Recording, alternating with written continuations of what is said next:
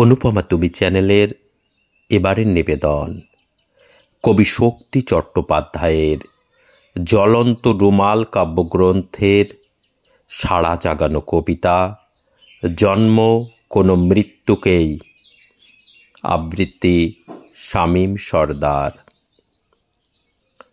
মৃত্যুর ভিতরে এক মূর্তি আছে তরুণ তাপস, যে সর্বদা চক্ষু মুদে বসে থাকে, স্পন্দনবিহীন চতুর্দিক ঘিরে থাকে, ক্রমাগত ছোট হয়ে আসে। সেই এক আদিম জ্যোৎস্নার মতো অপরূপ নীলাভ শ্যাওলা গাছের ছায়ার মধ্যে মিশে যেন সবার আড়ালে মানুষের কষ্ট, ক্ষুধা, প্রেম আর পরিতাপ থেকে দূরে এক ছোটোখাটো রাজ্য গড়ে একাকী আছে, নিতান্ত না গেলে নয়, তাই যায়।